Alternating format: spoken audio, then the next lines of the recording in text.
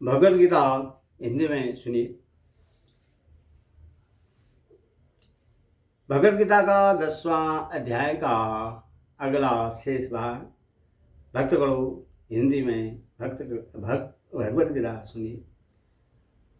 वो निरंतर मेरे ध्यान आदि में लगे हुए और प्रेम पूर्वक भजने वाले भक्तों को मैं वह तत्व ज्ञान रूप योग देता हूँ जिससे वो मुझको ही प्राप्त होते हैं।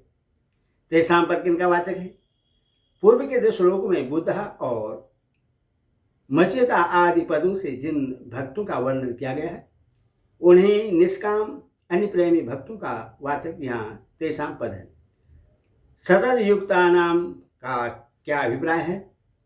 पूर्व श्लोक में मचेयतः मद गद प्राण परस्पर मां बोधयन्तः और कथयन्तः से जो बातें कही गई हैं उन सब का समाहार सतयुक्ता नाम पद में किया गया है।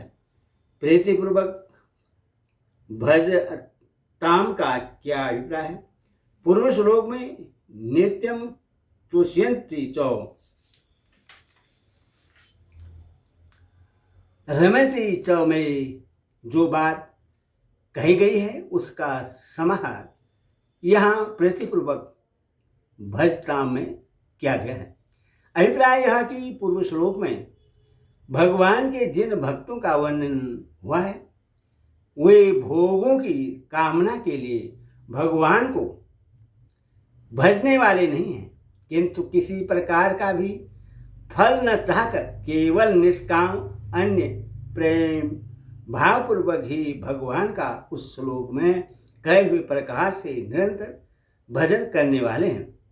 ऐसे भक्तों को भगवान जो बुद्धि योग प्रदान करते हैं वह क्या और उससे भगवान को प्राप्त हो जाना क्या है? भगवान का जो भक्तों के अंतःकरण में अपने प्रभाव और महत्वादि के रहस्य सहित निर्गुण निराकार तत्व को तथा लीला रहस्य महत्वत्व और प्रभाव आदि के सहित सगुण निराकार और साकार तत्व को यथार्थ रूप से समझने की शक्ति प्रदान करते हैं। वही बुद्ध योग का प्रदान करना है। इसी को भगवान ने 7वें और 9वें अध्याय में विज्ञान से ज्ञान कहा है और इस बुद्धि योग के द्वारा भगवान को प्रत्यक्ष कर लेना ही भगवान को प्राप्त हो जाना है। हे अर्जुन, उनके ऊपर अनुग्रह करने के लिए उनके अंतःकरण में स्थित हुआ मैं स्वयं ही उनके अज्ञानजनित अंधकार को प्रकाशमय तत्व ज्ञान रूप दीपक के द्वारा नष्ट कर देता हूँ। उन भक्तों पर अनुग्रह करने के लिए मैं स्वयं ही उनकी अज्ञानजनित अंधकार का नाश कर देता हूँ। इस कथन का क्या अभिप्राय है?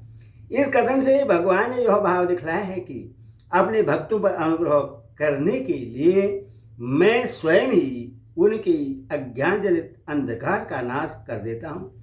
इसके लिए उनको कोई दूसरा साधन नहीं करना पड़ता। अज्ञान जम विशेषण की सहित तमह पद किसका वाचक है और उससे मैं उनकी आत्मभाव में स्थित हुआ नाश करता हूँ। भगवान के इस कथन का क्या अभिप्राय है?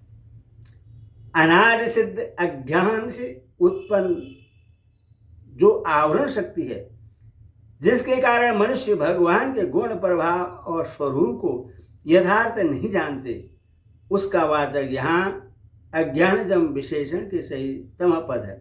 उससे मैं भक्तों की आत्मभाव में स्थित हुआ नाश करता हूँ। इस कथन से भगवान ने भक्ति की महिमा और अपने में विस्मता का दोष का अभाव दिखलाया है। भगवान के कथन का अभिप्राय यह है कि मैं सबके हृदय देश में अंतर्यामी रूप से सदा सर्वदा स्थित रहता हूँ। तो भी लोग मुझे अपने में स्थित नहीं मानते। इसी कारण मैं उनका अज्ञान जनित अंधकार नाश नहीं कर सकता, किंतु मेरे प्रेमी भक्त मुझे अपना अंतर्यामी समझते हुए पूर्व श्लोक में कहे हुए प्रकाश निरंतर मेरा भजन करते हैं। इस कारण उनके अज्ञानजनित अंधकार का मैं सहज ही नाश कर देता हूँ। भास्वता विशेषण के सहित ज्ञान दिव्यन पद किसका वाचक है और उसके द्वारा अज्ञानजनित अंधकार का नाश करना क्या है? पुरुष लोक में जिस बुद्धि योग कहा गया है, जिसके द्वारा प्रभाव और महिमा आदि के सहित निर्गुण निराकार तत्व का तथा लीला रहस्य महत्व और प्रभाव आदि के सहित सगुण निराकार और साकारात्मक स्वरूप भली भांति जाना जाता है, जिसे 7वें और 9वें अध्याय में विज्ञान सहित ज्ञान के नाम से कहा है। ऐसे श्रेष्ठ वियन आदि दोषों से रहित दिव्य बोध का वाचक यहाँ भास्वता विशेषण के सहित ज्ञान दिव्य पद है। उसके द्वारा भक्तों के अंतकरण में भगवत तत्व ज्ञान के प्रतिबंधक आवरण दोष का सर्वदा अभाव कर देना है, अज्ञानजनित अंधकार का नाश करना है। इस ज्ञान दीप बुद्धि योग के द्वारा पहले अज्ञान का नाश होता है या भगवान की प्राप्ति होती है। ज्ञान दीप के द्वारा यदि भी अज्ञान का नाश और भगवान की प्राप्ति दोनों एक ही साथ हो जाते हैं, तथा भी यदि पूर्वापर का विभाग किया जाए तो यही समझना चाहिए कि पहले अज्ञान का नाश होता है और फिर उसी क्षण भगवान की प्राप्ति भी होती है। हरि ओम तत्सत्। हरि ओम।